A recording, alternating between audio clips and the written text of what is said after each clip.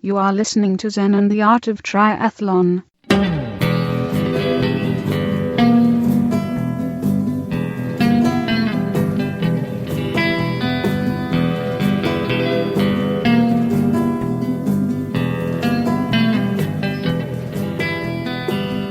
Well, hey there, all you triathlon freaks and geeks, and welcome to another great episode of Zen and the Art of Triathlon, the podcast where we go long on endurance and learn a little Zen to improve our lives along the way. All right, this is going to be a little bit of a Kona wrap-up episode. You know, I like to wait for the dust to settle, and boy, has it settled. It's been like 2 weeks since the race, but man, every day something new comes up or a new point of view offers itself, which I guess is kind of good. And we have probably the world's shortest interview ever with a professional triathlete, but it's really, really special.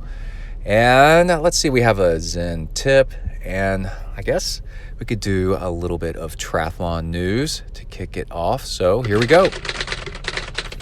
So the triathlon news I want to talk about this episode isn't exactly about triathlon, but it's about the Tour de France.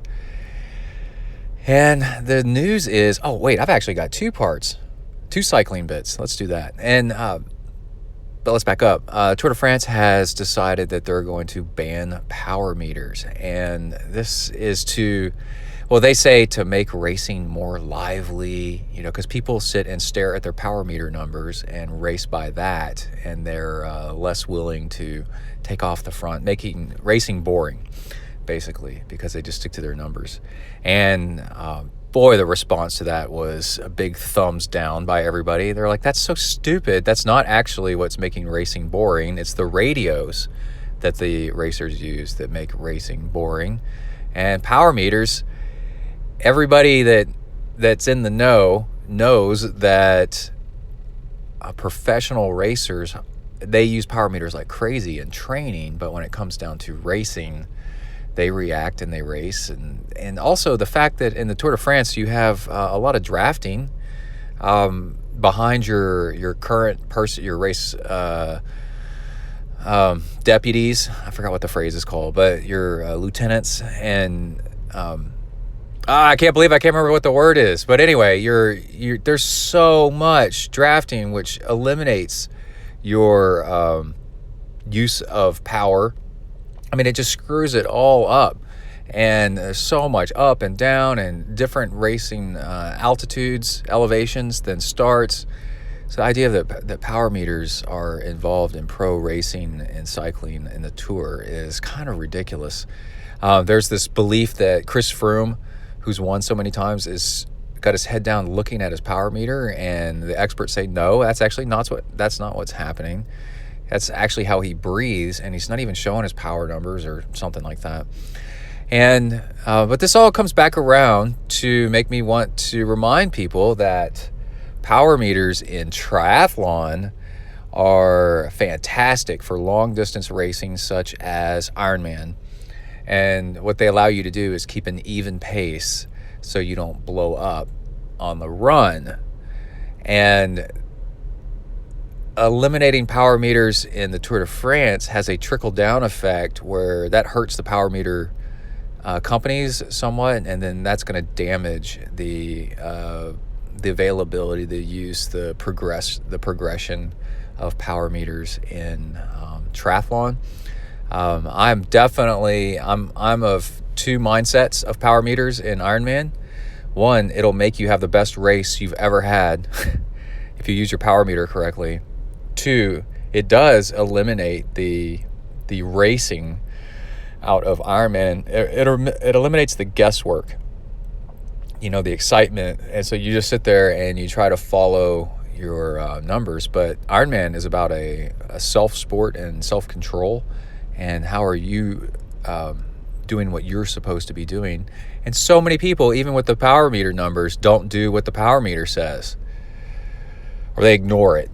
You know, it's just, oh man, it's so crazy. So that's what's going on in the world of professional cycling, and it will have an impact on triathlon in a very slight way on down the road. So we'll see if that changes and if they actually get around to doing what everybody says they should do, which is banning the race radios, because they're getting information about the race up ahead and from the race directors, and now it's becoming more of the race directors racing instead of the cyclists, and that's actually a real problem. The problem with not allowing them is they are nice for safety. You can tell people ahead of time that there's a protest coming up, that there's a road closure, that there's a dangerous situation, for everybody to slow down because it's somebody went off the bike into the bushes off of a cliff. And yeah, I mean, radios are great for that. So we got to figure out some other way to do that safety stuff as well. All right. Next piece of news was Zwift, which is the biking video game that I love so much, has introduced New York City, and I rode it on my Dorito smart trainer, and it is really, really cool. The route that has the most of everything is called the Everything Bagel, and this is all mostly in around Central Park, and it's set in New York City 100 years from now. So you're riding along and it seems pretty normal, and then all of a sudden you notice, like, is that a flying car? Are those drones? And then you go up a ramp that is clearish, like polycarbonate glass, and then you go up into the sky and go up and up and up, and then you're riding on the second, third level of the park, and the Everything Bagel is like 21 miles or something like that. So it's easily an hour ride. It's got lots of elevation gain, and it is very, very cool. I liked it a lot. I look for routes that take about an hour, and those, and then I'll try to repeat those, or, do whatever. And the fact that they had one that's about an hour was right up my alley. I really liked it. Let's see. Lionel Sanders, after Kona, published a video saying that he felt terrible after the race. I guess we'll start into my Kona review. Oh, wait. Let's do Zwift, the Tron bike. On Zwift, you can either have a triathlon bike or all these other road bikes. And on the use of those, if you're using a triathlon bike, you get no draft effect off of anybody. And if you use any other bike, if you start getting close to somebody in front of you, then you get a draft effect, which helps boost your speed. I've been forever riding the triathlon bike so I can simulate what it would be like riding the tri bike on a course with no drafting, because that's the way Ironmans are. But the reality is that in an Ironman race, half Ironman too, when you're riding around, actually, unless you're a super biker, there is going to be some people in front of you on the bike, and then there's people that bike unwisely and will pass you because they're burning up, because they're not pacing themselves, because they didn't use a power meter, and you end up passing them. And as an age grouper, you can get right behind somebody as you pass them. You have to pass them with 5 seconds, 20 seconds, I forgot what it is, but then you come up behind them, and it's called the slingshot. So you come up behind, and then that gives you a draft boost, and then you come around them, and then you get in front of them, and then you keep on going. Well, Ironman races are so congested that actually this happens quite a bit as you're racing. So the past week or two on Zwift, I switched over to the Tron bike. And this is after actually I rode the Specialized, the new Shiv. They had that on Zwift for a while, so that was pretty cool. I rode the Tron bike, which the Tron bike is, within like 1 or 2% as fast as a triathlon bike. And because it's not a triathlon bike, you get the draft boost effect, which actually does happen in, like I just said, it does happen in these races. And I thought this is actually even smarter training, because if you're, it kind of averages out, but it encourages you to catch up to the person in front of you, and then use that draft boost to kind of get around them. And then your times are going to be really close to what you would do on a race. And then so now if you put in your correct weight and all this other stuff, then you can get an idea of how fast you would be on race day. Like the elevation gain. You try to ride courses that are similar to your race.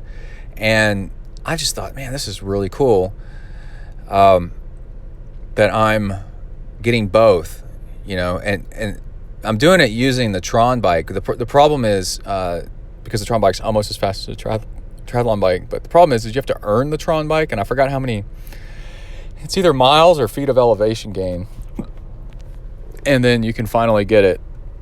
So go ride your Zwift and try to get that Tron bike. Okay, so more Kona stuff is I had such huge hopes for Lionel Sanders, and he said he felt flat. Somebody looked at his power files and said it looked like he went too hard on the bike on the way out. I don't know about that. That was just one expert's opinion. Could or could not be true.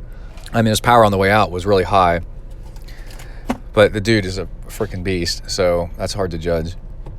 But then kind of fell flat on the run, and this was crazy. He posted, it's funny, the really good pros that are self-aware and professional in many ways, just besides being a professional at triathlon, but professional in general, are they wait a couple days before they write their their feelings about the race if they did not have a good race. The ones that did well, they just like post pictures and thank yous, and then the pros that didn't do what they wanted are real quiet for a couple of days, and then they post, okay, I've been thinking, right? So, let's do Jocelyn McCauley and Angela Nath. Angela got 8th. Jocelyn got, I don't remember what place she got, but she had a problem on the bike, and she didn't know it for a long time. She had a flat tire, but didn't know it, so it was pulling her back on the bike. So she was really pissed off, I'm sure, and didn't do as well as she thought. So Angela was posting like immediately after the race and like after all these pictures and stuff, like so thankful and whatever. And Jocelyn was really quiet for a while, and then was like, okay, I'm ready to talk now. You gotta let the anger kind of go away before you post just anger and frustration, because it's not really helpful. But Lionel Sanders waited a couple days and then posted a video interview with him where he admitted all the stuff that he'd been doing was kind of all over the place and he should have been doing better. And then at one point he started crying in the middle of the video, and it was amazing people's reaction to that. They were like, oh yes, I love this. I was like, dude, he's crying, this is terrible. And then he said that he admitted he really needs a coach, and he's going to go find a coach. The problem is Lionel Sanders is extremely tough to coach because he's in that purgatory where he knows himself really, really, really, really well. And it's hard to trust somebody else to tell you what to do when you already know yourself really well. And the problem is when you know yourself really well, it's kind of like you can't see the forest for the trees because you know every single tree, but it takes somebody outside of you to say, hey, you're in the wrong forest, dude, or you're facing the wrong way in this forest. But you're like, well, I'm facing towards my favorite tree, the thing I need to work on. And they're like, no, that's, you're in the wrong part of the forest, buddy. Hey, buddy. But anyway, if you haven't seen that video with Lionel Sanders, it's really good. It's a really kind of a come to Jesus of, man, I'm so disappointed in myself that I've tried so hard and I've come close, and then I screwed this up, and still I think, like, even though he had a bad day, his bad day is still like sub 9, like 8.5 hours or something crazy like that. It's absolutely nuts. So, yeah, there's that. What else happened? A lot of bikes were introduced. Well, not really a lot of bikes, but more bikes got disc brakes. And I saw that one bike company said they had no interest in introducing, it was a big company, in disc brakes anytime soon. The race dynamic played out really interestingly. All these records were broken. And people are like, oh, these athletes are so amazing. Personally, I don't think so. I mean, I think they're amazing, but I don't think they're so much amazing than they ever were before. It's just the conditions at Hawaii are so tough that a day when they're just not as tough is actually, percentage-wise, makes it so much easier. You know what I mean? Like, instead of climbing, let's say they're as tough as Everest, and then now instead of climbing Everest, you've only got to climb a big mountain in Colorado. Well, the mountain in Colorado is only half as tall as as a mountain in Everest. So the percentage, it's like 50% easier, you know, and exponentially easier because the oxygen gets way denser as you go down. So this whole thing about them being amazing is both true, but you know, it's just that Hawaii is typically so hard, and it wasn't so hard this year around, and that's why all those records got broken. And so don't blame the athletes, blame the conditions, blame the race. Don't hate the player, hate the game. And let's see, the deal was that on the way out on the bike, I was watching the weather, and the people were commenting on the weather, and it's really interesting. It seemed like on the way out, they had almost no wind at all. And then, from what I understand, on the way back, they had a tailwind. So like when the wind did pick up, it was on the way back maybe. And so that is going to drop the bike times big time. You got nothing on the way out and a tailwind on the way back. Wow. And it's downhill on the way back. So that's quite amazing. I may be wrong about the wind direction on the way back, but if it was anything, it was very, very light. And this is instead of like 30 to 50 mile per hour gusts, you know, coming from the side or the front. Hello? All right, I'm back. Had a phone call. All of a sudden, had to hop over. Now I'm back. Okay, but that recenters me here for a minute. And the runs seem to be pretty typical, but gosh, the bike is the biggest chunk of the race. So if you get good bike conditions, then it kicks ass for you. Let's see, you know, Daniela Reef won. Patrick Lang won again. Super bummed for Dino's out. The girl Lucy Charles that got second last year and second this year again, dropped her water bottle. Oh my God, on the bike, and it was a special needs fuel bottle. Did that have something to do with her getting second and maybe fading on the first? Paula Newby-Fraser, who's won like 1,000 times, she was commenting on the race. You know, she was a live commentator, and she was like, I would have gone back and gotten that bottle. Depends on what was in the bottle, but if it was anything important, I would have paused and gotten that bottle. Lucy was so far ahead, she definitely had time to stop and get that bottle. And then there's a lot of kerfluffle about this new Specialized bike with the hydration thing off the back. You know, the bike's super cool, and of course, it's obviously super aerodynamic, but it looks like there might be some work that needs to be done on that bike and how to fill up the rear fuel thing. And yeah, so now, you know, I wouldn't kick that bike out of bed for eating crackers, if you know what I mean. Like, because on Zwift, there's an opportunity to win that bike. And I found myself trying to win the bike. And I was like, well, I guess I like the bike. What you do will tell you a lot about yourself. Your actions speak louder than your words. I was like, I guess I like that bike. I definitely love the paint job. I think it's so cool. All right, let's see. Speaking of all that coverage, let me check my notes, make sure I haven't missed anything important. But we can get to your moment of Zen, your little Zen instruction for this episode was about the race coverage itself. And there's a little bit of a misconception on what Zen is. Zen, sometimes people think it's, you know, being in the moment, like in the flow, being in a state of flow where you're like say you're playing guitar and you're like, time flies by because you're playing it. You're so involved with playing it, You're so focused. Yeah, I guess I would say it's like focus. And that is something that's called flow state. And flow state has been found to be where your abilities really match the challenge. And in fact, the challenge might be just slightly harder than what you're normally capable of. So you're having to stretch a little bit. So you're really paying attention and you're really involved.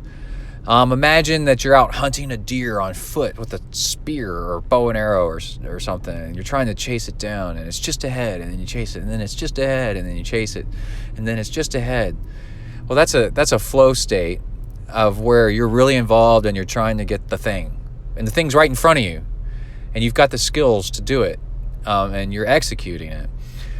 Something else that's interesting is that what a lot of people don't know is that's a state of hypnosis. Anytime that you're mentally entrained and target fixated on something, that thing has got you hypnotized a little bit. So if you're reading a book and you're not being distracted, then you are it's weird. You're in a hypnotic state. And it's not a bad thing. That's just the way we get about so many things. Somebody's talking to you and you're really paying attention to them because they're saying things that you're really interested in a weird way. They've kind of hypnotized you. And that's how hypnosis works, is you get somebody to pay attention to you and only you, and then what you say becomes their only reality.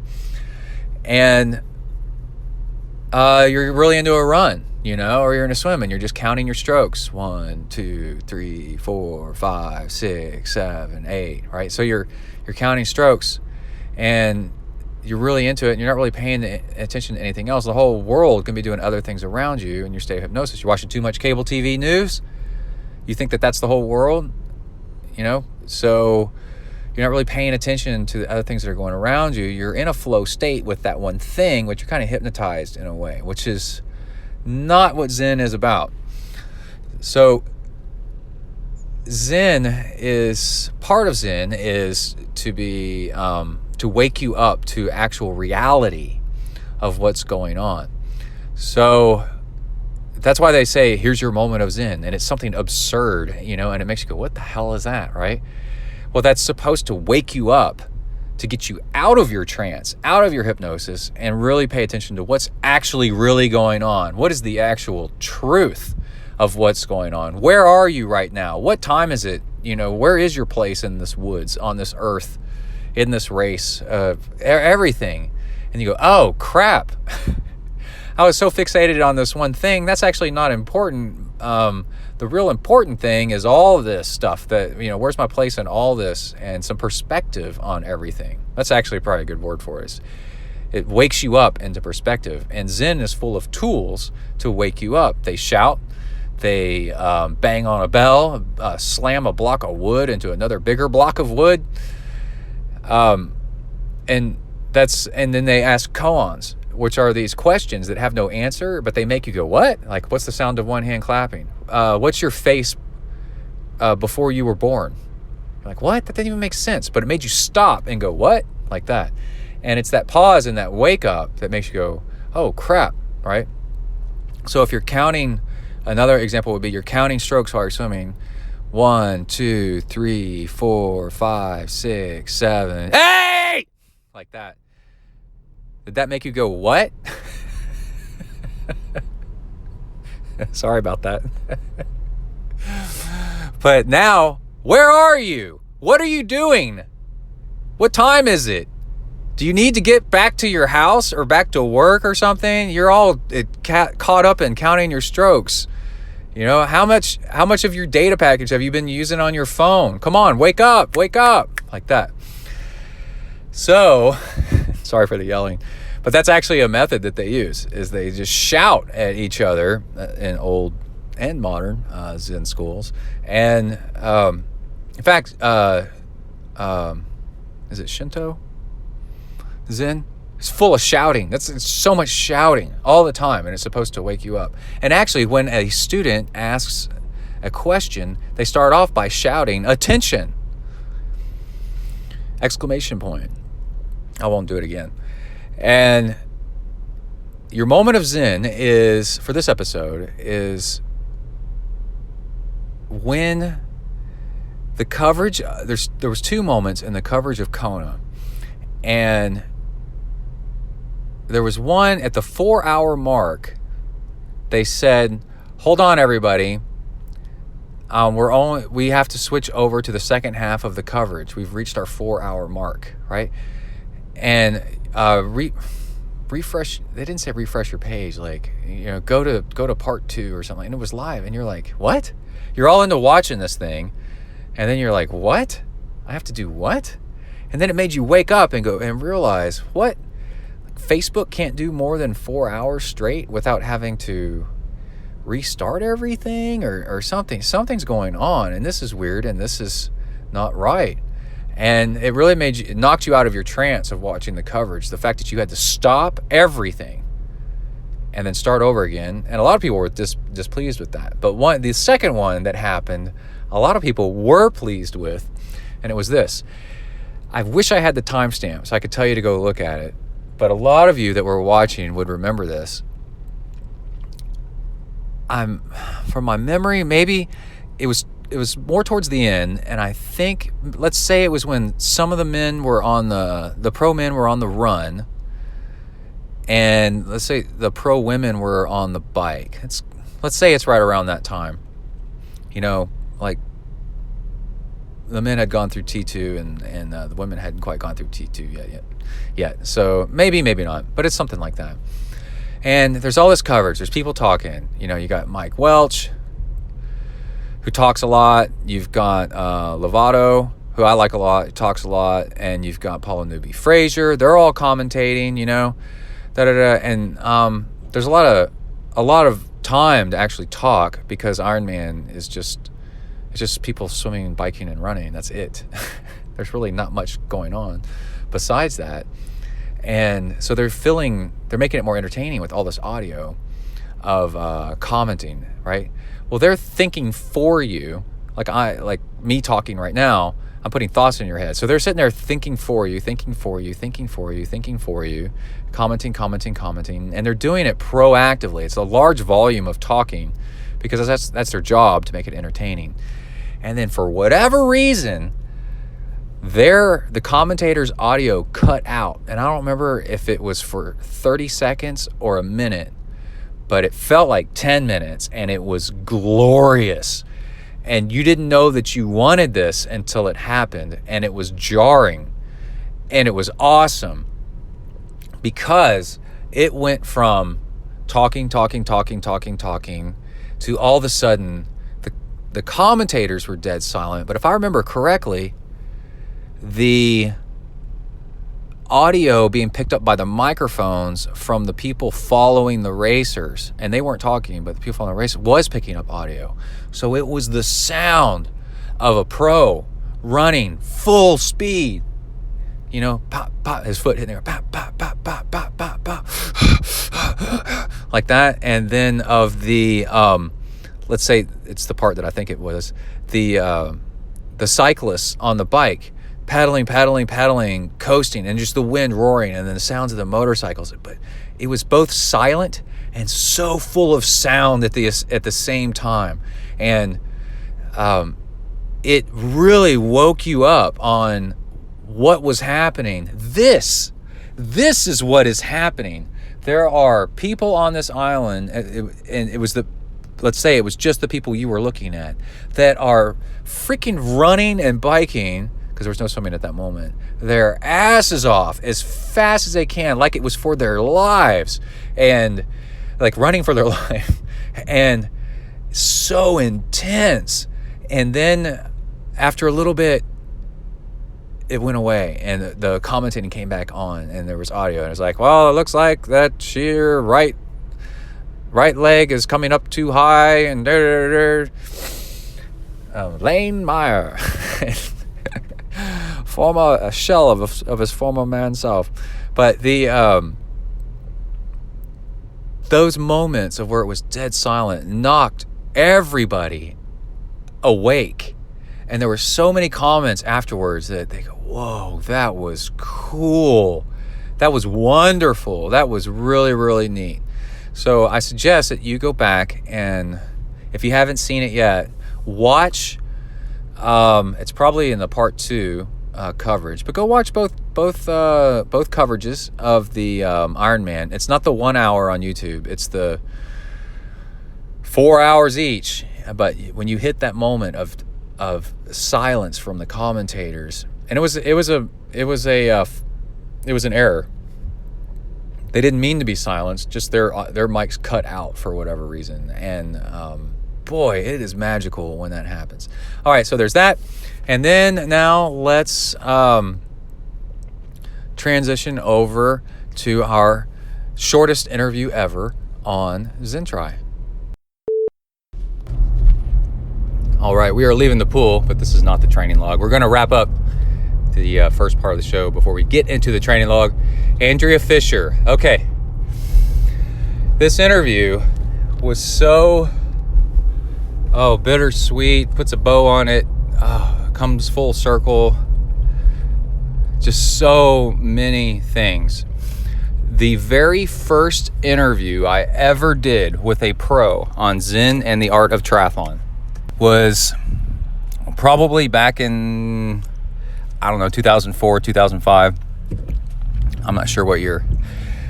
And there was a local triathlon called the Brazos Valley Triathlon.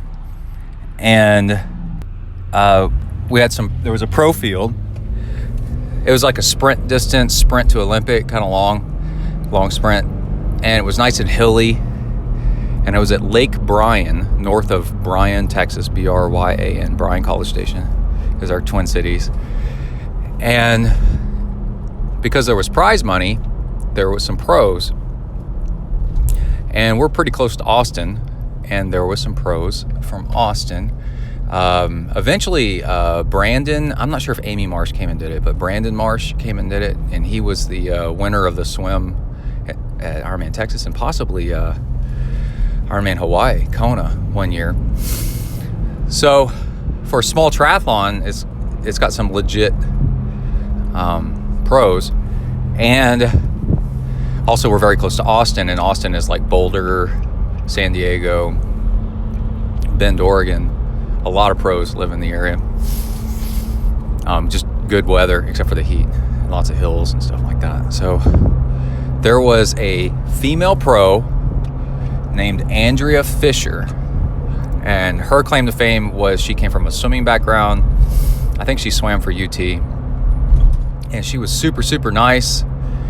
And Professor Erich and I, if you've been listening that long, sat down and interviewed her. My dad showed me how to solder and wire together a 2-into-1 audio recording equipment jack. So he and I think we interviewed her over the phone, and Professor Erich and I listened in, so we could both listen in, and Andrea was on the other side, and we asked her questions. And she is super, super nice and cool, and just a great, positive personality, which made a really good first impression of what pros can be, how cool they are, and all that stuff. And the thing I remember most was she was the first person. I've been doing triathlon for a few years by that point, and I'd been going out and doing rides based on miles. I'm going to go for, that's just the way I talked about it, 20-mile ride, 30-mile ride, 50-mile ride. I don't know if I was doing 50-mile rides yet. But we asked her just a whole bunch of random questions, how many miles per week do you run? And she might have had a number for that. But we asked her how many miles. Maybe we asked her how many miles does she ride in a week, but I'm pretty sure the big question was, how many miles is your long ride? Because we're trying to measure up how we're doing versus a pro.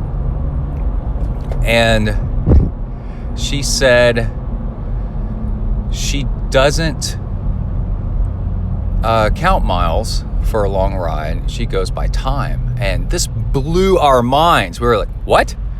What do you mean?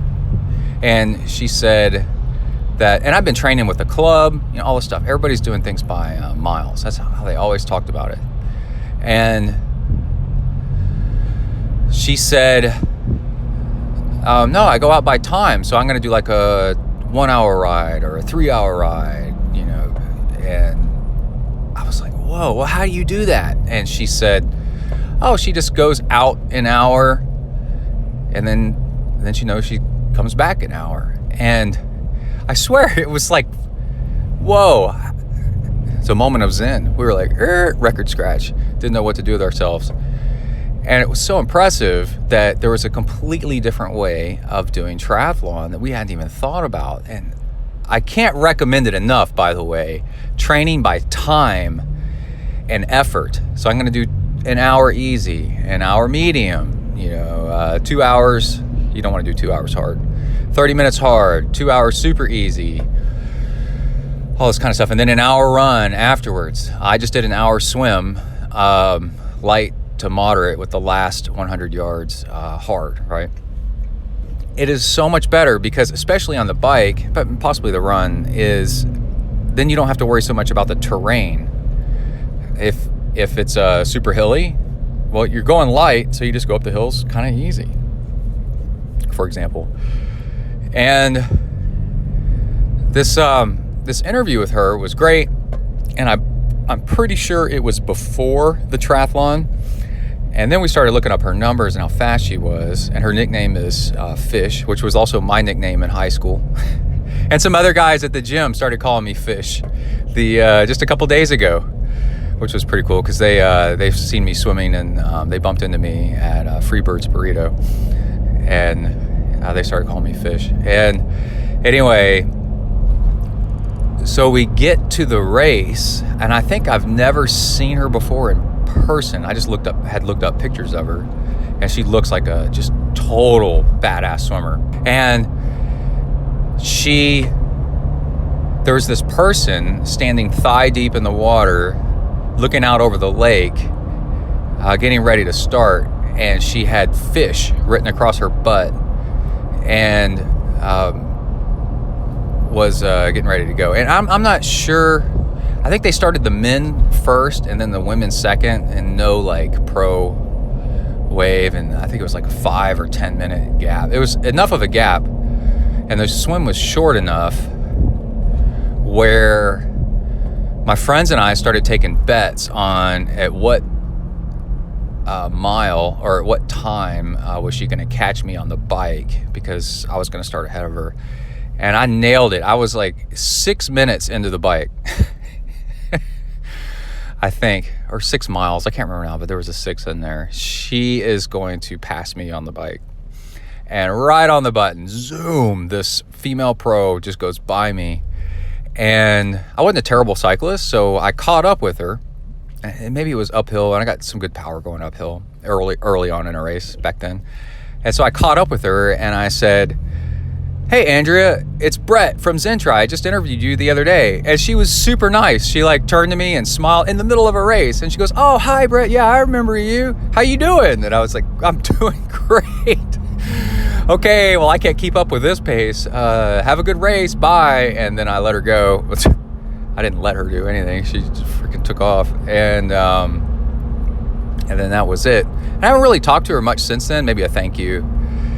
So that was over 10 years ago.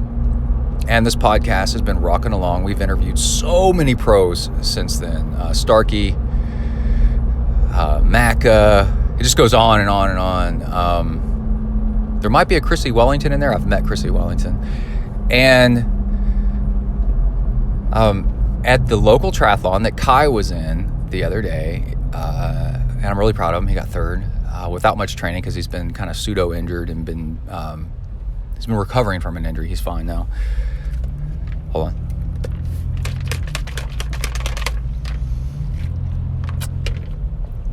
There was this lady at Packet Pickup, and it was dark, and she had some kids, and we were during Packet Pickup, the local bike shop that's sponsoring the race was they had some electric bikes, and I wanted to ride them around. They had this big grassy courtyard. And Kai and I rode them around, and there was this one lady drinking wine that was real bubbly and nice, and she looked like a pro because she was real muscly, but in a fit kind of way. Just kind of, she was ripped. That's the word. She was ripped. Just looked super cool. And in the back of my mind, I was like, I was definitely thinking this is a pro from Austin, because that's where they come from. It's Austin births pros. And I didn't think much of it. Besides that, I mean, it crossed my mind. I wonder if that's Andrea Fisher, but not really. In my mind, it really didn't look like her. In my mind, she looked more like Jessie Stensland. In the history of my mind. And then after the race, it turns out she had raced. This is the next day. It turns out she had raced, and she won her age group, and it was 45, 49 age group, 45 to 49 age group. And they announced, third place, second place, and then first place from Austin, Andrea Fisher. And my jaw hit the ground. I was like, no way. And she was in a great mood, and I thought, what a great way to finish a show. Somebody said you could end the show now because you've come full circle, but I'm not going to do that. But she had her little girl with her, and possibly another kid, and her husband. And I didn't want to make too big of a scene of it, but to me, it was the coolest thing in the world to bump into Andrea Fisher again at a local triathlon. And this is what triathlon is all about. And I walked up to her and I said, "Hey, Andrea, it's Brett from ZenTri. Do you remember me?" And she said, "Of course I do." And I said, "Would you like to do a very short interview? We can do that right here, right now, and just about your race and stuff." And she said, "Yes, absolutely, let's do it." Of course, we were having beer after the race because it was also sponsored by a brewery at a mixed adult and kids triathlon. But anyway, and here it is. Here's the interview with Andrea Fisher. Let's hear it. Okay, we are here with my first ever pro triathlete interview from like 2006 or something like Probably that. Early 2000s. When you did the Brazos Valley Triathlon forever ago. Andrea the Fish Fisher. Hi. How you doing? Good. And you won your age group, the 45 to 49. 49. So we're a little older now. Yeah. 30 and 34. And how's your daughter doing? What's your name? Lee. Lee? Lee Cleveland. Oh, okay. And how'd you do? Good. Good. It's her second race ever. So. Oh, cool. Yeah, my son raced. He's over there. That's awesome. So, yeah, it's so awesome seeing you again. And It's fun racing with my daughter now. Yeah, and, like having fun with it. So. yeah, are you doing professional coaching or? I do a little bit of coaching, and then I do some swim coaching too. So yeah, I dabble in that too. And then I've got a full-time job as a aquatics director with the YMCA. So. Oh, awesome. So yeah, I keep busy, and then mom and kids and.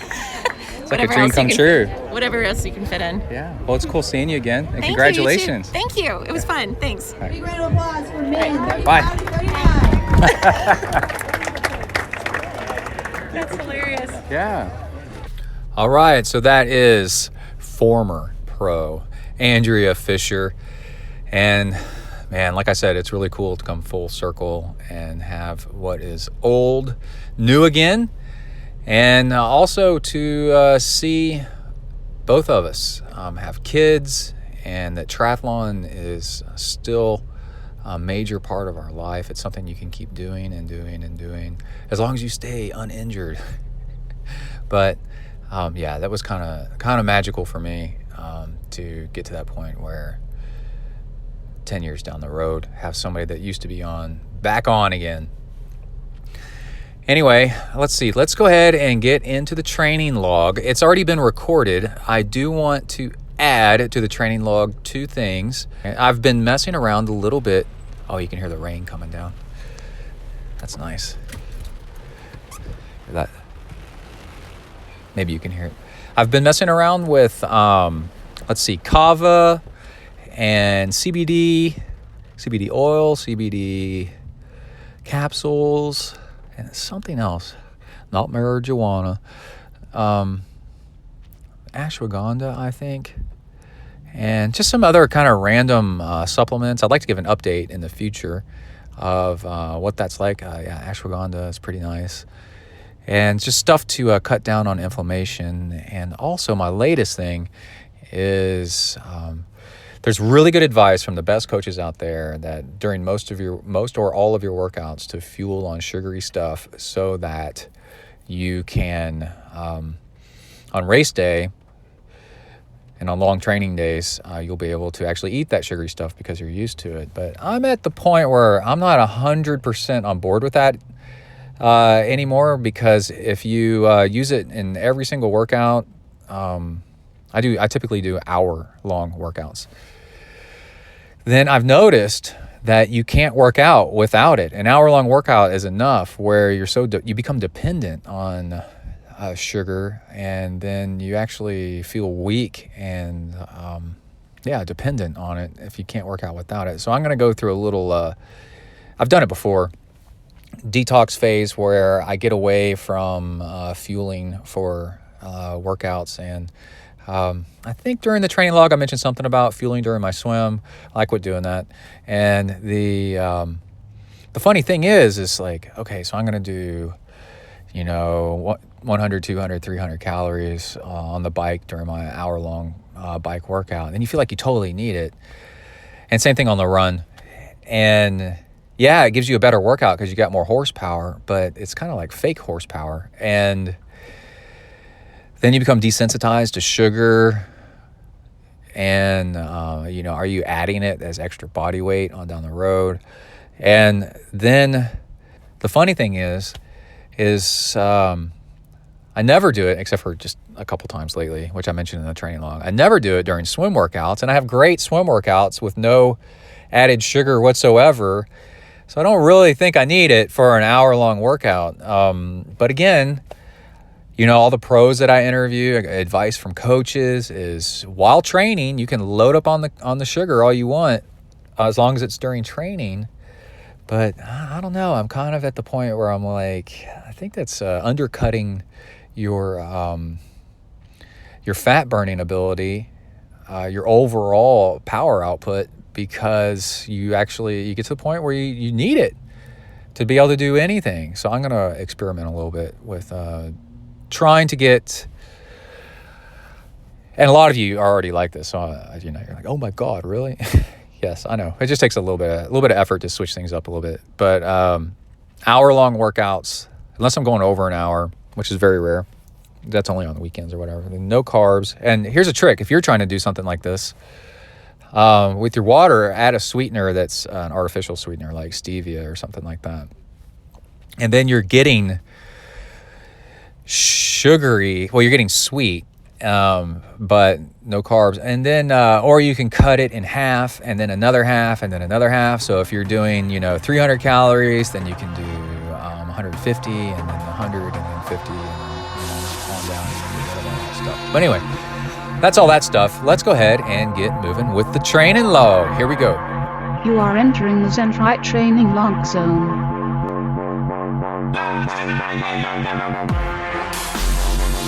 Hi everybody, my name's Brett, I'm a triathlete. I decided it's time I got some friends more suited to my status. But Joe, we've been friends for years. Hey, we all make mistakes. Come on dudes, let's go exercise! Exercise! Yeah! I'm gonna do sit-ups till I poop myself! All right. Welcome to another training log. Is that how we start this off? Training log, that's it. Start date, October 15th. It is finally really cold. Well, for Texas. I'm still not wearing a jacket. It's probably 50 degrees outside Fahrenheit. So anyway, leaving the pool, I thought I'd give little details on some training tips. I went and played soccer last night with Kai, And even worse than usual, I'm stiff and immobile like a 130-year-old. I was about to say man, but I don't even know, like a what's something that shouldn't be 130 years old. But really, really painful getting started moving. First few steps, you know. And also I've got a lot of pain in my left hip. And let's see. What's probably causing this? Oh, changing around saddle position some, trying to find the right spot. And I was swimming this morning, and I can do flip turns pretty well. And flip turns were extremely painful. You know, the pain you get, like the lower back is like super tight. And then that pain in the hip, just really inflexible. And I noticed a couple mornings ago, actually, I got up and my lower back was just killing me. And I think our bed mattress is old, and so it slumps in the middle. And so if I lay on my stomach to sleep, which I like to do sometimes, it's my cat annoys the crap out of me, wanting me to get up and feed him, so he starts walking up and down me. So if I lay on my face, then he can walk up and down my back, and then it's kind of like I'm getting a little kitty cat massage. It's not anywhere near as annoying. It's still annoying, but it's not as bad. But anyway, so my lower back and my left hip and just everything in general, that area is painful, tight, sore. So I was doing flip turns this morning and really struggling with it big time. So eventually I quit doing that and started doing open turns. And after a while, I was just not doing well. So I switched over and started doing other strokes instead of freestyle.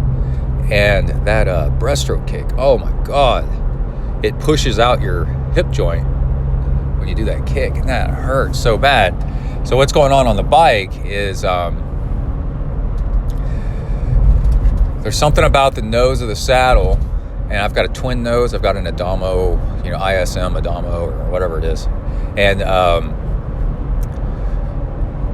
it's pushing my joint out to the side the way I'm sitting on it, and I needed to both fix that, look into it, and also there's a trick that my saddle, I haven't implemented on my saddle lately since I replaced it. My old saddle had this on there, is zip ties.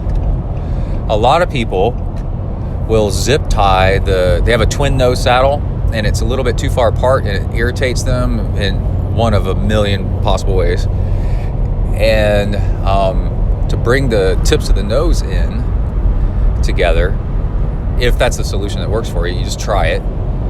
Then you zip tie, you squeeze the nose together, and then you already have a zip tie on there, and then just tighten down the zip tie until it holds it in place. And you can do like 2-3 zip ties, whatever it takes to kind of get that sucker to hold. So I'm going to do that, which leads me to another tip, which is on my to-do list, I put try zip tying. And that's the thing I learned from I used to do a lot more coding as a computer programming code. And when I first started out, there really wasn't a try. And this is in the 80s, early 90s. There wasn't a try so much. Whatever I was using didn't have a try. And one of the most beautiful things in computer code is this concept of try that they developed a little bit later, which is if your computer program says do something and then it fails, the whole program crashes. But the try has built into it what they call error handling. So if it errors, it doesn't crash the whole program. And it's nice. And it's when I realized this, I was like, man, this is a really cool concept in life. Is you can try stuff, and if it doesn't work, then it didn't work. You don't have to attach your whole ego and your whole life to it working out or not. It's not that big of a deal. So in my to-do list, it says, because I don't know if that's going to fix my problem. it says, I put in, as I got out of the pool, I grabbed my phone, I put in there, try zip tying saddle nose. And that means to zip tie it together and see if that actually improves things. And let's see, there's that. Oh, and I remember the other thing. You have to be okay with your swim or your run or your bike not working out. And I was trying to swim nonstop for an hour, and then when it didn't work, I fell back on something else, and I started swimming other strokes, and it was fine. You know, it wasn't a failure. I didn't have to get out of the pool completely and give up. I just did something else. I did some breaststroke and backstroke, and a little bit of butterfly. Butterfly takes, you got to do that pretty frequently. So to be any good at it. The other thing is what I need to be doing is touching my toes a lot more often to get my flexibility back in my lower back. I can totally tell. Well, this is a multi-part training log entry. The other thing is that one of the reasons my lower back hurts, because it's odd that all of a sudden it hurts so bad, so much, so lately, is I'm working more and more towards spending more time in the arrow position. I used to live in the arrow position, and it didn't used to be a problem whatsoever, and I've kind of gotten away from it as I was sitting more upright so that I didn't stress out my calf and my foot, trying to figure all that out. I've ended up sitting more upright, and also biking while too tired. You end up sitting upright too much, and so going back into the arrow position, you got to remember that stuff takes time. And I just went right back into it and started living in the arrow position. And I bet that is what is making my my lower back really tight. Really tight. Whew. Okay, so that's enough stuff. So what am I going to fix? Going to be touching my toes a lot more to straighten out my back. Oh, I got in the hot tub and put my feet up against the steps and grabbed the handrail. It just stretched out my lower back, pulling my upper body towards the handrail to get out my lower feet against the lower steps in that hot water. Felt really good. So I need to take the opportunities to be stretching my lower back. I'm gonna try zip tying the nose of my saddle again to see if that helps my hip. And it's quite possible that touching my toes a lot more might help my left hip anyway. And I already made some adjustments to my saddle, like the nose angle and stuff yesterday, and that might already be helping. It's hard to tell. And I think, was there something else? Oh man, yesterday, I was wondering why I felt like crap all day yesterday. And then finally I went and weighed myself, and I was down like 3-4 pounds.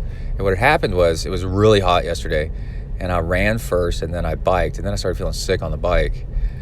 And the run, it's just so hot, it dehydrated the heck out of me. And I bet that's what it was, is loss in water weight. It makes you feel junky, and makes you feel tired. I was biking, and then I had to take a break. I just felt like crap. Oh, I got my 112 miles in to be in the drawing for that Specialized bike. So I'm pretty excited about that. We'll see. I'm sure there's like 1,000 people in that. But you never know. One time as a kid, I won a cake raffle. So I've got that going for me. Oh my God, that's a little Caddyshack there for you. Okay, that's it. Out, bang. All right, we are back. Got a new traffic signal on my route home. I live in one of the fastest growing cities in the United States, maybe the world, I don't know. So traffic signals pop up here and there. They go from no traffic signal, nothing, to stop sign, to traffic signal, almost a roundabout, and then they back off on it because Americans apparently can't handle it. Anyway, let's see. That was not bad. Not a bad little traffic signal. We're going to talk about bike power. Let's see. Oh, the zip tie thing. I somehow managed to remember to put on my zip tie on my saddle nose, and it really worked. The trick is you can squeeze the saddle nose and get that zip tie to squeeze the nose together pretty good, but then you're still going to need a set of pliers to really pull hard on the zip tie, and get one of the thicker zip ties, you know, not one of the little tiny scrawny ones, but a good one. You got to be careful when you cut it that you don't, you can just fold it up so it's underneath if you can, but you don't want it to brush against your shorts. That's annoying as hell. I think I'm going to take this lane, and I think I'm going to continue to take this lane. Let's talk about cadence for a second. Oh, so the zip tie though, it definitely pulled the twin nose together, and it definitely helped. And now I'm down to instead of it hurting my hip as bad, it hurt a little bit, but that could be residual pain. Now it makes my crotch numb, and that's the nose of the saddle being too far up. So next bike ride, before I get on the bike, I'll need to tilt the nose down just a little bit. Watching a video of Lionel Sanders, -4 degrees on the saddle tilt on his nose, for example. A lot of pictures on Slow Twitch of bike positions. A lot of nastiness on Slow Twitch. People on the internet forums, people arguing. Whole Callum Millward, is that his last name? Cupcake, arguing over semantics of people abusing each other, harassing each other. There's this bizarre thing where top pros, some people bully pros if they don't do well in a race, and they think that they shouldn't be out there even though they're walking and trying their ass off. I do not get that whatsoever. How you could actually bully somebody for being there. Really, really bizarre. Go to Slow Twitch forums and look at the Callum Millward thread if you want to read up on that. And see, I can change lanes. Big temperature drop. It's finally cold enough outside. It's in the 50s, where I opened up the window on my training cave and I have cold air coming in from the outside. Finally. And I have a fan that I put near the windowsill and blow that air in. Maybe I should get like a tiny little fan and put it on that windowsill, because that was really nice. So we had Boy Scouts last night, so no evening workout. Swim yesterday, which I already talked about. And then on the bike workout this morning, I feel a lot better than yesterday. My weight is back up a few pounds. Shows I was dehydrated. And on the bike, let's see, an hour-long ride, upping the cadence, making sure I don't do too low of cadence. So I've over the years, past year mostly, more than anything, I've brought my cadence up to mid to high 80s. So when I look at, I do a workout and then I look at the numbers afterwards. Strava is good for this. A lot of workout stuff is good for this. You can see your averages. And for Ironman training, one habit you need to get into is selecting big chunks with your cursor and then looking at the totals of that chunk, throwing out stuff like where you stopped and whatever. And anyway, average cadence is probably high 80s. It did not used to be that. And it just takes a little bit of practice. But then the high cadence is now, and what high cadence does is it puts out bigger power. It feels like less effort. And as Lance Armstrong, the L word, would say, cadence, you can once you train it up, you can refuel it with carbs. and that's not a problem. So once you get your high cadence up, that's what you need to train. But low cadence, that takes torque, and that fatigues your muscles, and you can't refuel or re-up that during the same ride. It's kind of like getting dehydrated. Well, it's like getting tired. Like, you have to get off the bike and recuperate for a while, for you, like a day. But high cadence, you can constantly feed it with carbs. So high cadence ride, now it's just a normal ride, riding around Zwift. Oh, I got something funny on that. But I averaged 24.5 miles per hour, and I got my weight setting all correct in there and everything. And 262 watts, let's say, average, including the first couple minutes getting up to speed. And I was actually like half a mile per hour faster at the same power, because I finally got around to conducting an experiment that I've been avoiding, because, you know, it takes effort to switch things. And is this guy gonna get over? Do you have a blinker, dude? I'll let you in if you got a blinker. On Zwift, you can pick different bikes, and different bikes have real-world aerodynamic penalties for being less aero, and wheels, and you can pick all this stuff. And if you pick a triathlon bike, they have one tri bike. If you pick a tri bike, you're really fast because you're in the aero position on the bike, but you get no drafting benefit from anybody else. And if you pick a road bike, then when you ride behind somebody, you get a drafting benefit. And the more people you ride behind, like a bigger pack, the more drafting benefit you get. So it's exactly like the real world. I mean, it's really cool. I'd like to see them add wind someday, if you want, or like going a certain way takes longer, and going another way is faster, and you get to play around with that. That'd be kind of cool. But anyway, they have a bike. The more miles you ride, it's very much game theory. If the more you ride, the more points you get, and the more points, miles, points, whatever, elevation is points, experience points.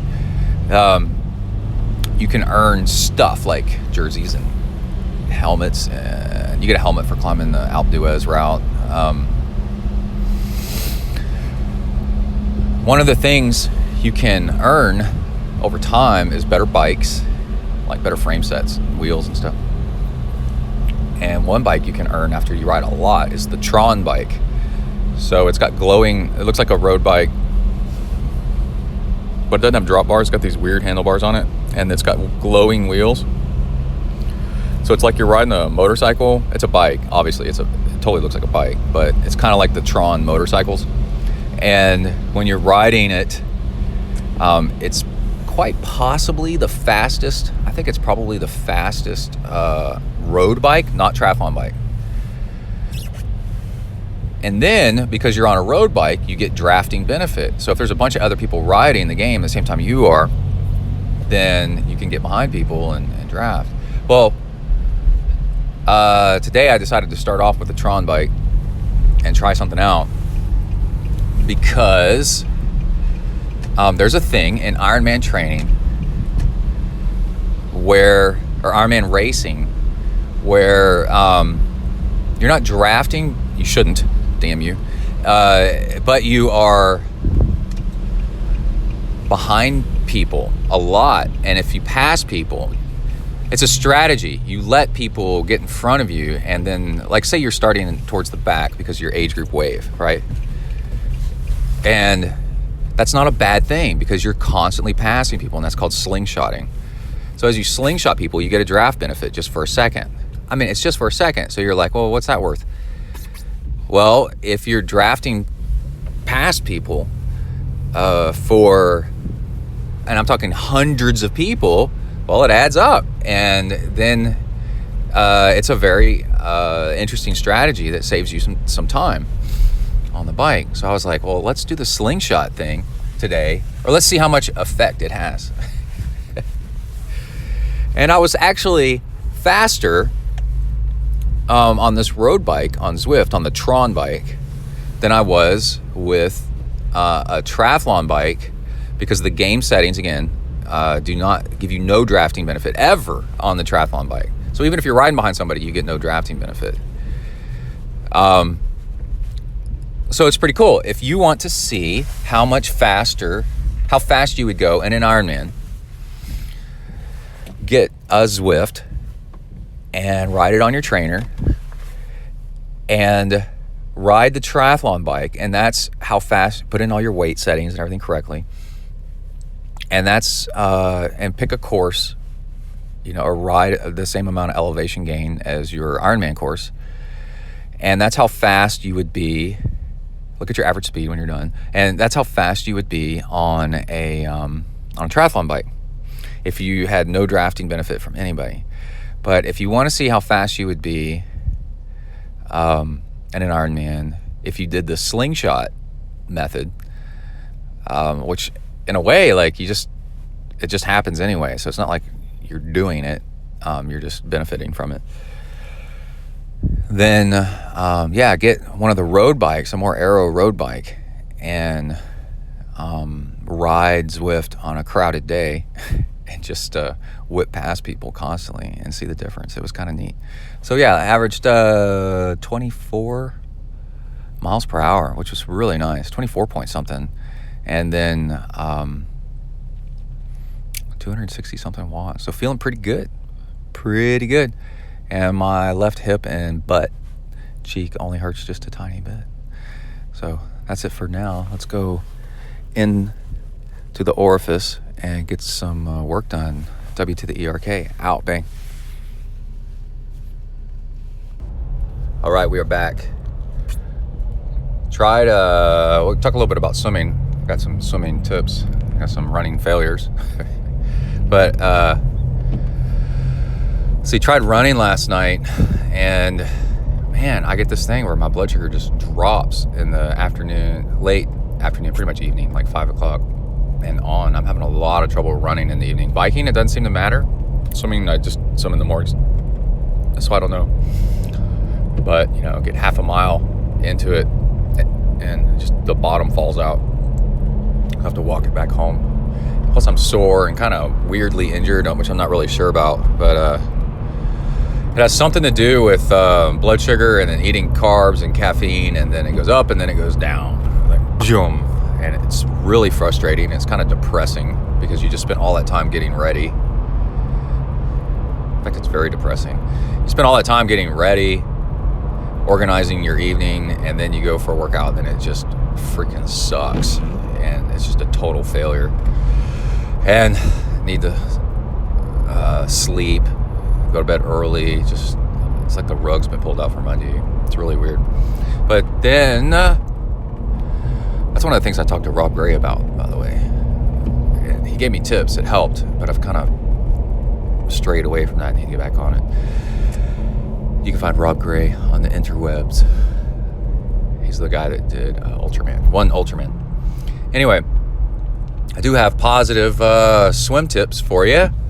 So because the bottom fell out last night, when I swam today, I decided to take a little bit of carby fuel with me. And here's a strategy that does work.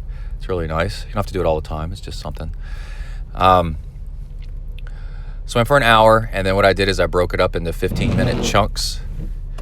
And I made a smaller bottle, it's like a 16-ounce bottle of Gatorade Endurance, and Gatorade has smaller scoops, so I did 3 scoops, which I think is about 180 calories. And I drank a quarter of it before I got in the water, and then a quarter of it every 15 minutes. So it was gone for the last 15 minutes. I finished it right before I did my last 15 minutes. But what's nice is you've got a nice low level of carbs, just a drip, really. It's not very much. 180 calories, and you're burning like 800, so it's not very much, and you feel good. So your entire workout, you feel like a constant level of energy, so you're not wasting time and effort, while feeling kind of crappy and not getting a good workout in. But the other thing is with a, oh, we got somebody here that's going to do adventures in lane crossing. Oh my.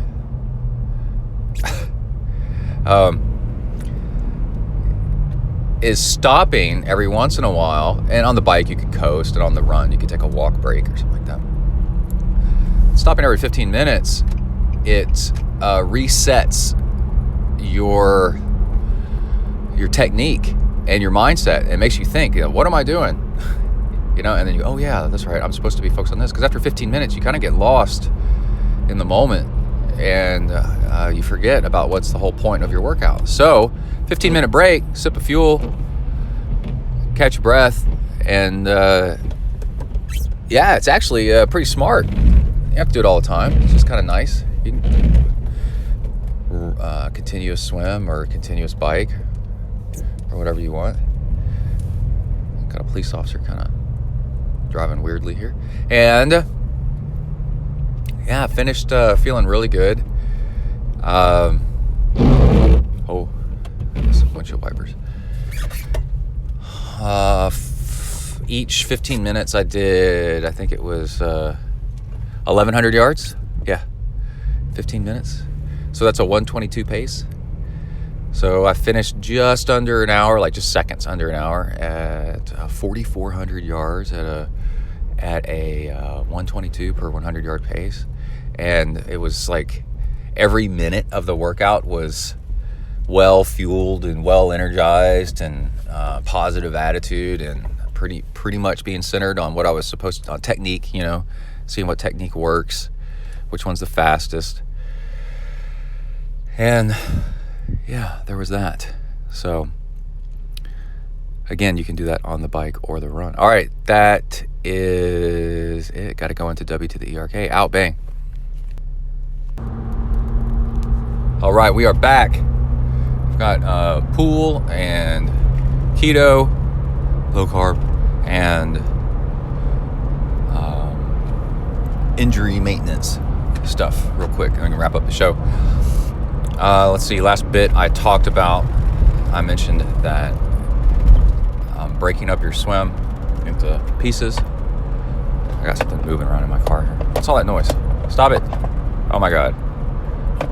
I need some water and it's wedged into this coffee cup. Okay. Swimming constant for 15 minutes and then taking a break and then doing it again. It really does work, man. It's really, really nice. That is a cool workout. And then taking a sip of fuel every 15 minutes to keep sustained energy was great. So using the pace clock, the big clock on the side of the pool, for those of you that wonder what that thing is, that is a major swim team tool. And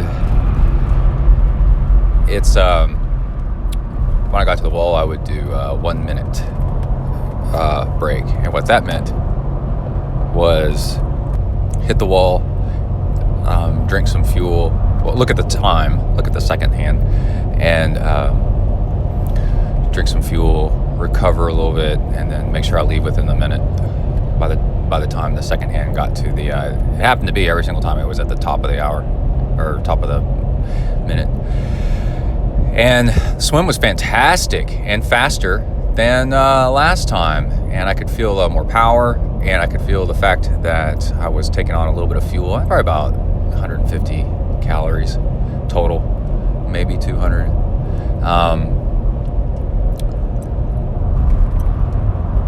That I was finishing like super strong and having just a fantastic workout. So it works.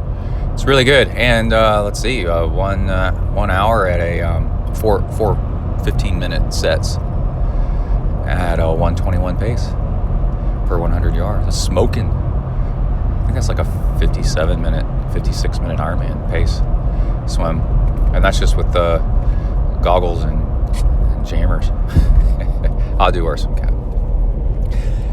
Anyway, the past few days, my foot has been really hurting me, my heel. And I was like, what is going on? And then yesterday afternoon, I remembered I haven't been wearing my night boot. So on Amazon for like 20-something bucks, maybe you can buy a boot that looks kind of like a ski boot that keeps your foot toes pointed up a little bit more. And I wore it last night. It's super easy to do. The only hard part is just remembering. So one of the triathlon tricks, is put stuff in your way so you don't forget it. Getting triathlon done is all about organization and where you put your stuff. And I put it next to my bed. So I have to walk past it to get into bed. And that works. And this morning I woke up and my foot was way better. But what was not better, it was better in a way, was yesterday I decided to do some high-fat, low-carb. And I was doing fine, but then by evening, I was craving some carbs. But it was cool. We had a conversation with a couple of coworkers yesterday. One of them knows all about this stuff and the other one didn't. So we were, two of us were telling the other one that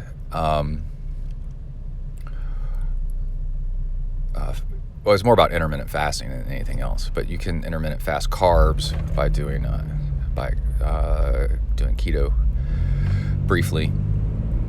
But how it works, and if you try to do no food or no carbs for a few hours, and you start feeling crazy hungry and panicky and shaky, that means you're really carb dependent and it's not healthy.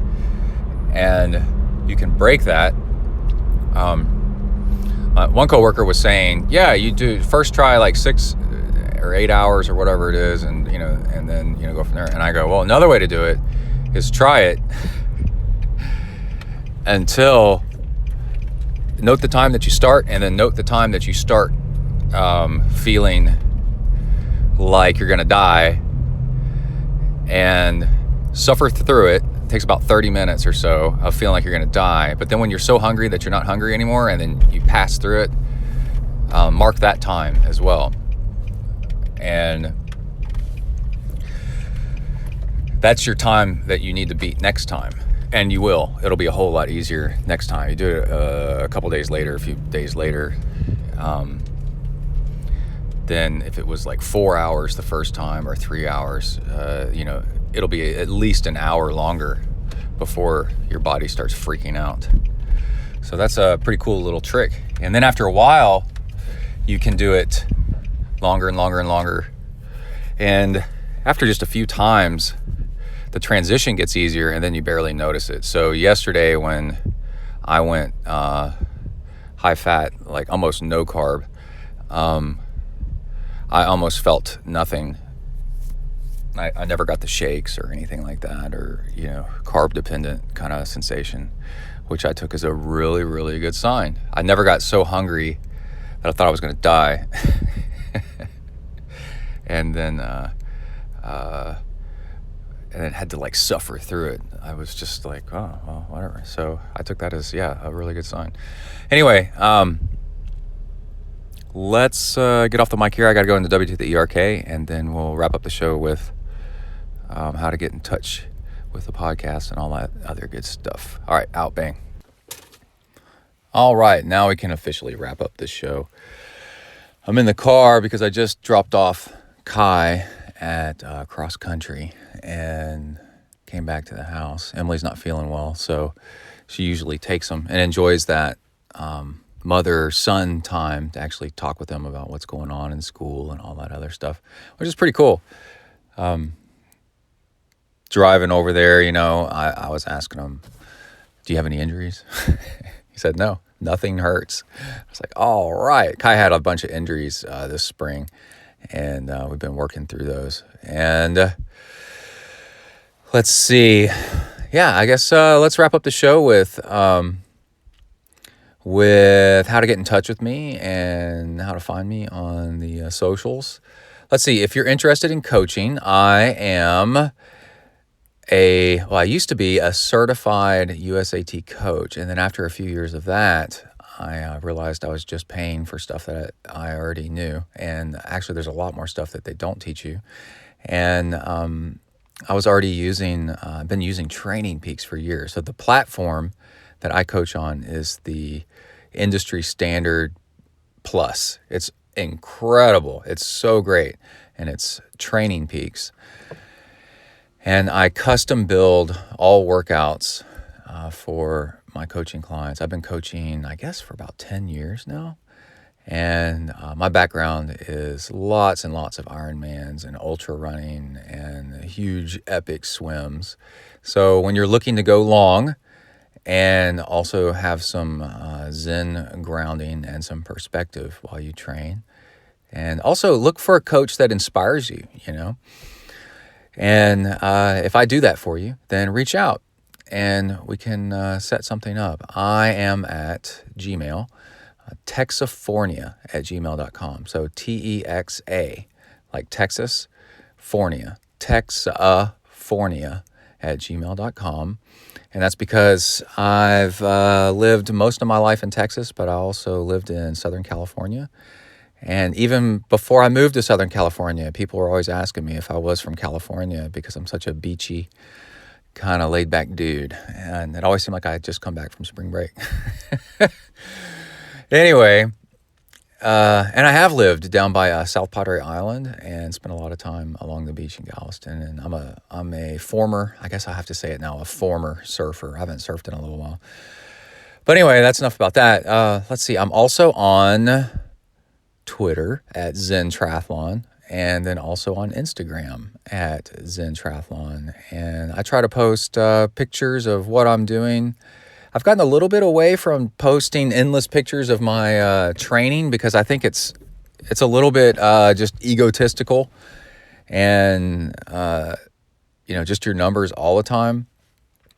And what I like to do more than anything is pause while I'm running and biking and post pictures of something funny or zen or pretty that I've seen, like flowers or also like creatures, or in Texas, we call them critters, like snakes.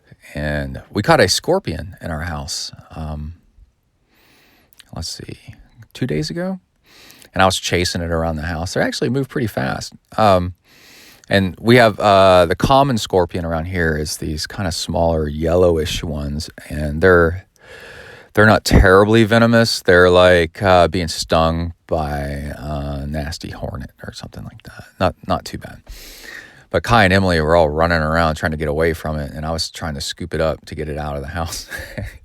And then I was going to put it in the backyard, and then I got yelled at that the dogs are in the backyard. They're going to find it, so throw it in the front. So I had to go back through the house, and it was constantly crawling up the piece of paper that I scooped it up with, up to my hand, and then I was having to drop it and then flip the paper around and re-scoop it up over and over again. And I finally got it out to a tree, the base of a tree way out in our front yard. So that's what dads do, apparently, is go round up critters and make sure the yard is safe for the rest of the family to enjoy. I guess things never change over tens of thousands of years. Let's see, what else is going on? We're going camping this weekend. And I am a scoutmaster of a Boy Scout troop, which is really great. Being a scoutmaster has taught me more about how to be a better person and how to be a leader, because I'm in charge of making sure that boys that are growing up, teenagers that are turning into men, are turning into leaders, and you can't tell them what to do unless you're doing it as well. And also watching the dynamics of how people act and their personalities develop teaches you a lot of stuff. So probably the biggest benefit of being an adult leader over, let's say, teenage youth is it improves you. Like it's really, really fascinating. So this weekend's camp out is where all the local Boy Scout troops go to this huge campground, and it's in the woods. It's like a mix of pine forest and deciduous trees. I really like pine forest, and every Boy Scout troop gets its own campground. And then Webelos, which are, Cub Scouts. And a Boy Scout group is called a troop, and a Cub Scout group is called a pack. Like a pack of wolves and a troop of monkeys. It's probably the best way to describe it. Anyway, they blow a horn, probably an air horn. I can't remember what they do every time. But, and it's kind of like college or like school where they blow a horn. It's more like high school or middle school. They blow a horn or ring a bell, and then everybody revolves. Like the Webelos. And Webelos are like the oldest Cub Scouts that are getting ready to move up to Boy Scouts. They go to a different Boy Scout troop, and they have like a guide that goes with them to take them to the next campground. So like we're campground 14, and they go from 13 to 14. And then at our campground, we're building a monkey bridge and also have some fire starting kits where we're going to let them start fire. And that's the weather's going to be amazing. And times before I've gone running in the morning. I'm not sure if I'm going to go running or not. It's pretty hilly out there, and to preserve my feet, I might not do that. I might bring my stuff, but then the smart thing is to keep from running on hilly terrain. Maybe I just should not bring my stuff at all, and that's even smarter because I'm already going to be walking around a lot. And with my foot injury, I'm pretty much down to my plantar fasciitis is gone. I've got the remnants of a little bit of a tear in my tendon that connects to my heel. That's where I think I'm at. And so if I just baby that, it seems to be getting a lot better. I ran the other day at work, and it was like super flat where I ran. And I ran really slow with a coworker. And it was great. I felt fine when I was done and the next day. And also I got a run in. I got in my outdoors. So that was pretty cool. And let's see, I think that's it. If you want to help support the show, then you can go to ZenTriathlon.com. And on ZenTriathlon.com is a huge list of past episodes that you can play right from the website. And then also links to iTunes and another media player on the left-hand side. And then if you scroll down a little bit more, there's a PayPal donation page or donation button, and you can set up a one-time or a recurring donation. And that's how you help support the show. It's super, super easy, super cool. And I would like to do that more than anything than trying to cram in commercials and ads and all that other stuff. Sometimes those are great, and then sometimes it's nice just to get really, really simple and zen with it. All right, I think that's it. Everybody stay safe out there, work the uphills and cruise the downhills, and keep the rubber side down. Out.